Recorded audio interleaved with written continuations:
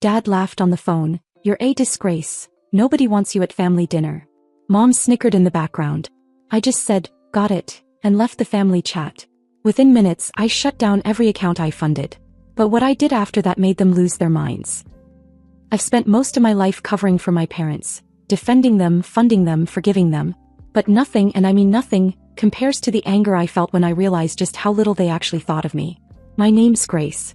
I'm 33, living in Denver, and I run a consulting business that I built from the ground up. I've paid off more debt that wasn't mine than I can count. Mortgage payments, car repairs, their phone bills, groceries, utilities, all because they always had some excuse.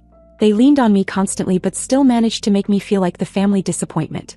Growing up, they'd always made me feel like I owed them something, like every little thing I achieved was just an extension of what they could have done if life had been fair. Meanwhile, my brothers, they were golden, especially Matt, the youngest.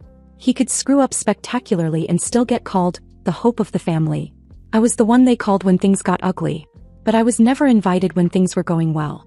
So when I saw all the back and forth in the family group chat about this special dinner, I didn't think much of it at first. It was for Mom and Dad's 35th anniversary. A big deal. Ashley, my cousin, had sent photos of the centerpiece arrangements. My aunt was flying in from Phoenix. Even Matt had confirmed he'd be there with his new girlfriend. But I noticed no one had asked me anything. No time, no place, not even a mention of what dish I might bring. Just like I didn't exist. So I asked. I typed, hey, what time should I come by Saturday? There was no reply. 10 minutes later my phone rang. That I answered thinking maybe it was just an oversight. That maybe they had something different planned for me or there had been a mistake. But as soon as I picked up, I heard him laugh. Not a small chuckle like laughing. Then he said it. You're a disgrace. Nobody wants you at family dinner. I just sat there, frozen. And in the background I could hear Mom snickering like it was all some big joke. Like my entire existence was just comic relief for them. I didn't cry. I didn't scream. I just said, got it, and hung up. Then I left the chat. For good. And then I got to work.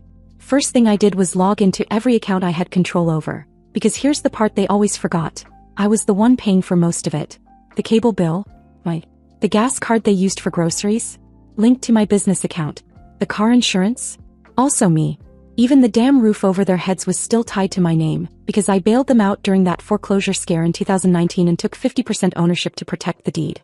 They never paid me back. Never even brought it up again. So I turned off everything. Canceled the cards. Froze the joint bank account Mom used like it was hers alone.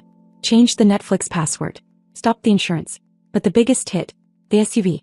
The pristine white SUV I bought them after their old sedan died on the highway. They loved that car. Told people they'd saved up for it themselves. I let it slide because I didn't care about credit back then. I just wanted them safe. But they didn't know the title was still in my name. I scheduled a repossession for Tuesday. And then I pulled out the files from the house deal. I contacted a real estate attorney and said I wanted to exercise my right to liquidate my share. That meant they'd either have to buy me out, which they couldn't afford, or the house would go on the market. They thought I was bluffing. But I was calm. Clear-headed. Done. This wasn't just about dinner. It wasn't about one insult. It was about the years of being invisible unless they needed something. The way they never apologized, never took responsibility, never saw me as anything but a resource. For the first time, I wasn't trying to earn their love. I was showing them what it looked like when I stopped giving it. By the time the SUV was loaded onto the tow truck, I was 3 blocks away in a booth at a quiet cafe, watching the whole thing on a live stream from the driver's dash cam. I'd paid extra for that. I wanted proof, not because I planned to show anyone. I just needed to see it with my own eyes. To remind myself this wasn't a dream, that I was actually following through. I didn't even feel angry anymore. I felt clean. Their calls started within 20 minutes. First Dad, then Mom, then Dad again. The texts followed fast, jumping between confusion and threats. 1 minute it was, why is your name on the car? The next it was, you've crossed the line now. This is criminal. I turned off notifications. It took them about 4 hours to realize what else was happening. I guess the first real hit came when Mom's credit card declined at Costco. The card I used to reload automatically every 2 weeks, she thought it was her own. Then Dad tried to pay his cell phone bill and found out the account had been suspended. Same with the water, the heating, the insurance. I didn't say a word. Not to anyone. Just watched it all from the outside for once. That night Ashley messaged me. My cousin, the only one in the family who ever showed me an ounce of decency. She sent me screenshots from the new group chat they'd made, the one without me. Dad was freaking out. Mom said I was going through some kind of phase. Matt said I was trying to make everything about myself like always. But the real kicker was when someone, I think my aunt, said I was unstable. That word stuck with me. I hadn't yelled. I hadn't exploded. I hadn't even argued. I'd simply withdrawn everything I'd been giving them, and that alone was enough to be called unstable. The SUV was just the beginning. I'd already contacted a real estate attorney about my legal right to force a sale of the house. The documents were prepped. They had 45 days to buy me out or it would go on the market. The house I'd saved from foreclosure years ago when I was 28 and had to take out a loan I just finished paying off last year. They didn't even remember that. Not once had they said thank you. The next Saturday, the day of the anniversary dinner, I was home watching a movie and eating Thai takeout when I heard a knock at the door. Then the bell. Then another knock. I stood in the hallway and didn't move. Just stared at the door. It was them. Dad's voice came through faintly. "Grace, we need to talk." I didn't answer. They stood out there for another 5 minutes. I watched their shadows shift on the floor beneath the door, then disappear. I didn't even feel guilty. For the next few days, the silence was louder than anything they'd said. No calls. No messages. Not even from Matt.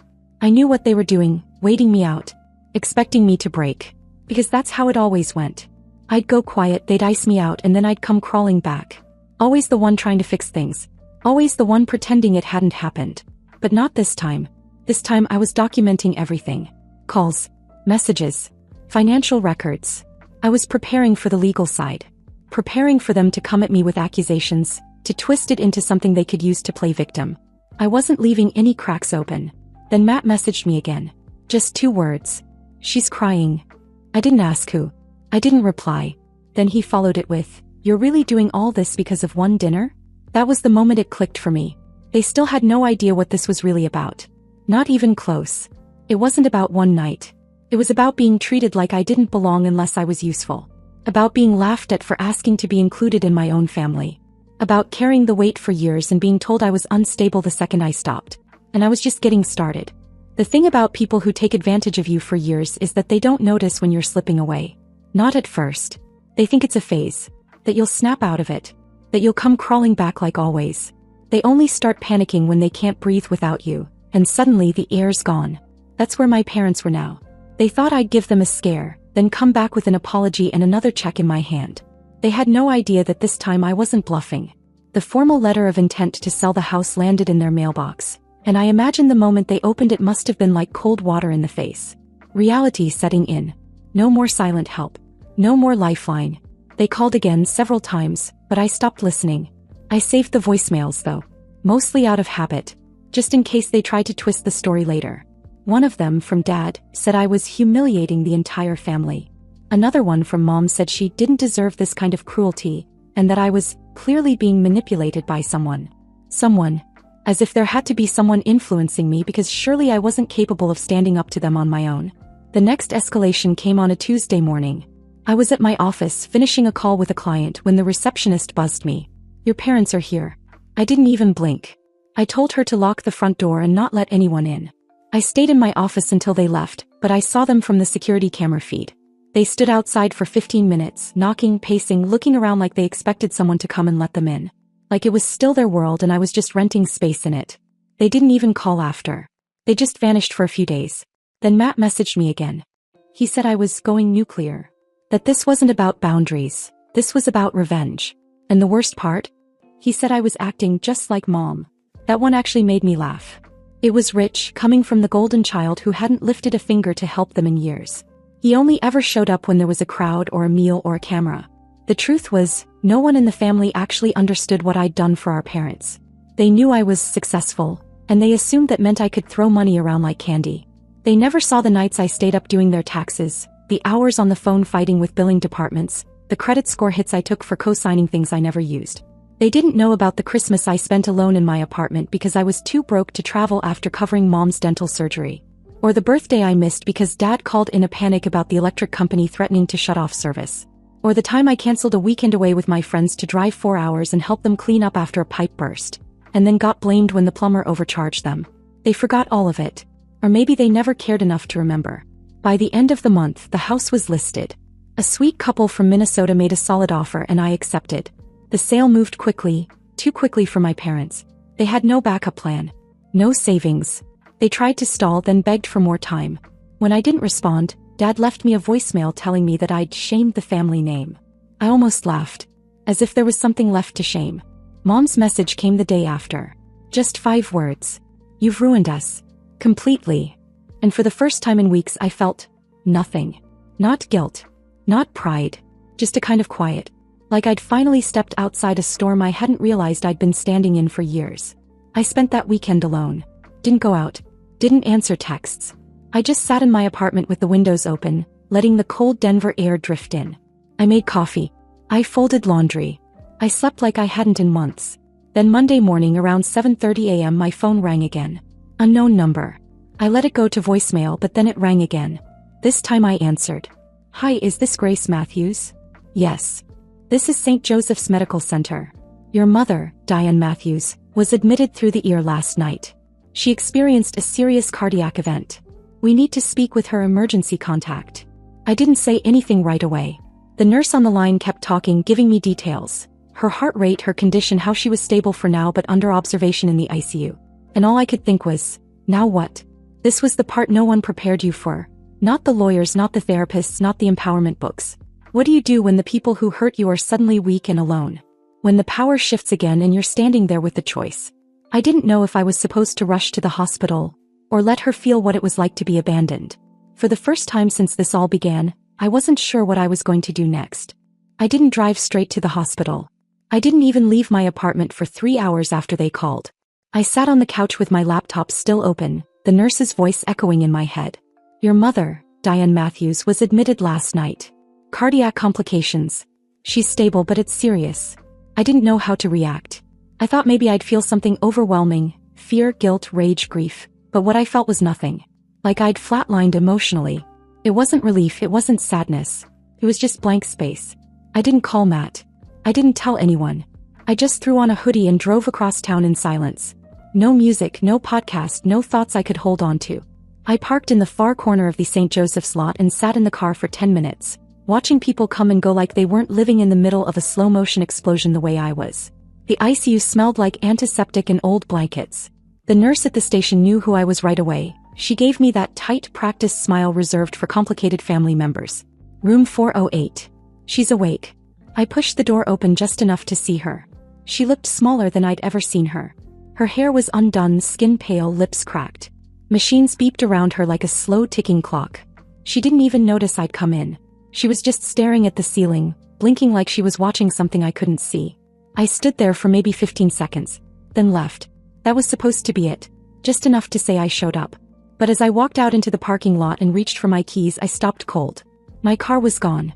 Not stolen, towed. I pulled up the alert from the city. Expired registration. I'd missed the renewal notice in the stack of unopened mail on my counter. I couldn't help but laugh once. A short, bitter sound. After everything, this was what stranded me. Phone at 4%. Rideshare app said 23 minutes. So I went back inside to wait, annoyed, exhausted, hungry. I walked down to the vending machines near the east wing. And that's where I saw him. My dad. Sitting on one of those cracked plastic chairs, holding a cup of black coffee like it was a lifeline. His eyes were closed like he was trying to disappear. He opened them the second he heard my steps. We just stared at each other. I expected him to stand up, start talking, try to explain something. But he didn't.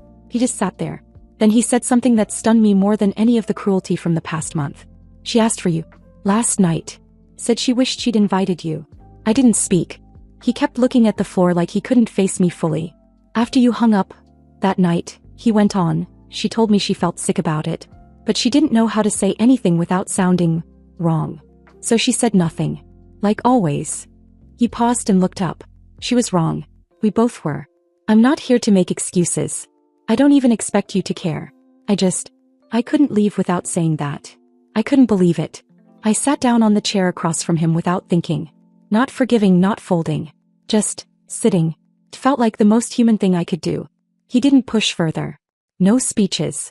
No guilt tripping. Just silence. Until the nurse came out and told us she was asking for me again. I almost didn't go. But my legs moved anyway. Inside, she turned her head slowly and gave me a look I couldn't read. Her voice was low, strained. I didn't know how to love you the right way, she said. I only knew how to need you. That was it.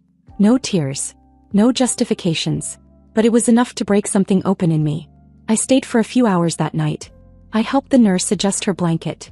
I brought water to the side table. I even talked just a little. About nothing. About the weather. The next morning I came back with clean clothes for her release and paid part of the medical bill up front. Not out of guilt but out of choice. I wasn't doing this to be the savior again. I was doing this because it was the decent thing on my terms. I gave the hospital administrator instructions. All bills go through me once and only if pre-approved. No more surprises. That week I also got a message from Matt. He asked to meet in person. I didn't want to, but I went. We sat at a coffee shop neither of us had been to before. Neutral ground. I didn't get it, he said. I thought you were just overreacting. But I looked back through everything. All the times you showed up. All the things I didn't. He didn't ask for forgiveness. He didn't cry. He said, I want to start showing up too. I didn't know what that meant yet. But I nodded. At least he said it. And somehow just like that things started shifting. Not in some dramatic cinematic way. But in real small awkward steps. They didn't deserve a clean slate. But maybe they could earn something close to a new beginning. After the hospital I kept my distance. Not out of spite but because I needed to see what they'd do without me pushing them to change. I'd carried the weight for so long. I honestly didn't know who they were without my constant effort holding the whole thing together. But then something strange started happening. They didn't collapse. Mom came home quieter, yes. Slower definitely. But there was something different in her this time. Like the fight had gone out of her but not in a bitter way. More like she finally realized there was nothing left to fight about. She didn't ask for money. Not once. Instead she started calling just to ask how I was. Not long conversations, 5-10 minutes. But they weren't transactional. She talked about books she was reading. Told me she watched a documentary that reminded her of when I used to draw maps in my notebook and say I'd moved to Paris. It was jarring at first, like getting messages from a version of my mom I'd never known existed. Dad was the bigger shock. He got a job, not a fancy one but an actual job at a hardware store on the edge of town. Just mornings, 3 days a week. He started taking the bus because the car situation was still up in the air, and he never once asked me for help with that. Matt told me Dad woke up at 6 every morning now and had actually started doing things around the apartment. Dishes, laundry, even grocery runs. I didn't believe it until I saw a photo of him holding a bag of frozen peas like he just discovered fire. Matt and I talked more too. I wasn't in a rush to forgive but he didn't push. He asked questions, the kind people only ask when they finally realize they weren't listening before. I told him about how many times I'd skipped dinners, holidays, vacations. Not because I was too busy, but because I was too tired from holding up everything they pretended wasn't falling apart. He nodded. Said he had no excuse. Said he was sorry. And for once he didn't follow it with a but. I stayed cautious. I didn't unfreeze any accounts, didn't jump back into their finances. But I didn't cut them out either. When they had to downsize, selling off furniture, packing boxes, I helped. I showed up with gloves and garbage bags. I organized the paperwork. I hired the moving truck, paid for the first month of their new apartment and said clearly, this is a gift, not a habit. And they heard me. No protests. No guilt trips. Just a quiet thank you from Mom while she folded towels into a suitcase that had probably been in their basement since I was a teenager. Then something unexpected happened. I got a letter. Handwritten, 3 pages, shaky penmanship. From Mom. It wasn't a thank you. It wasn't an apology. It was something else, something raw. She wrote that she spent most of my life pretending not to see how much she leaned on me because admitting it meant facing her own failure. She said it hurt to watch me grow stronger while she stayed stuck and she knew that wasn't fair but she didn't know how to fix it then. She ended the letter with this. If I don't have time to do everything right, I still want time to try. If you give it to me. I didn't cry, but I kept that letter. Not for proof. Just because I'd never been seen like that before. Not by her. We had our first dinner together a few weeks later. No fancy setup, no family reunion, no long speeches. Just me, Matt, Mom and Dad in their new place. Cramped, plain but clean. We ate takeout from a local Thai place. Dad made a weird joke. Matt laughed too hard. Mom offered me the last spring roll which she used to hoard like they were gold. The silence wasn't tense anymore. It was open. Like we weren't pretending to be perfect but we weren't pretending not to care either. Near the end of the night, Mom lit a candle and set it in the middle of the table. She didn't say anything. Just lit it and smiled at me like she was trying to start something new without needing to name it. I didn't feel like a daughter trying to prove something. I felt like a person who could finally It happened on a Tuesday. Dad called and asked if I could meet him for lunch. Just the two of us. No agenda, no one else. His voice was calm, quieter than I remembered. I hesitated for a moment, waiting for that familiar tug of suspicion to kick in, but it didn't. I agreed. We met at this small no-name diner near their new apartment. The kind of place where time moves slowly and the coffee tastes like it was brewed yesterday. He was already there when I arrived, seated in the back booth with his hands folded on the table, looking like someone who'd rehearsed what he was going to say too many times. He didn't bother with small talk. "I wasn't a good father to you," he said before I even sat down. "And I was a worse man when I made you feel like you didn't belong at our table." There was a pause between us. A long one. I waited to see if it was going to turn into another half apology, the kind that ends with a but or an excuse. But it didn't. He leaned back and told me something I never expected to hear. "When you started helping us, I wasn't grateful. I was ashamed. Every time you paid a bill or fixed something, it reminded me that I had failed. And instead of owning it, I blamed you. I let your mother blame you. I thought if we could push you far enough away, we wouldn't have to see what we'd become." He shook his head slowly, staring down at his coffee. "I know it's too late to fix everything, but it's not too late to be decent." He pulled out an envelope and slid it across the table toward me. I opened it and saw a check. Not for much, maybe a few $100s. It was drawn from a local credit union. The signature was shaky. "That's from my first few paychecks at the hardware store. It's not much, but it's honest. And it's a start." I didn't touch the check. I just looked at him. "You don't have to take it," he added. "But I needed you to know I don't expect you to carry us anymore." It was the first time he'd ever said anything like that to me. It didn't fix the past, but it cracked something open. The air between us felt less heavy. Later that week, Matt reached out. He wanted to plan a small dinner, just us four. Nothing fancy, no forced celebration. Just a meal. I said okay, partly because I was curious, partly because I didn't feel like bracing for disappointment anymore. Something in all of us had shifted. We met at their apartment. It was small and modest, half the size of the old house but somehow warmer. Matt brought groceries and we actually cooked. I made my pasta recipe. Dad grilled chicken on a tiny indoor grill he bought with his first paycheck. Mom made her spinach salad, the one she used to make when we were kids but hadn't touched in over a decade. She moved slower now. Her hands trembled when she chopped, but she didn't complain. And when I offered to help, she didn't wave me off. She just handed me the bowl like it was the most normal thing in the world. Dinner was quiet. No speeches, no big confrontations. We talked about little things. Matt's work. The dog their neighbor just adopted. A movie I had seen.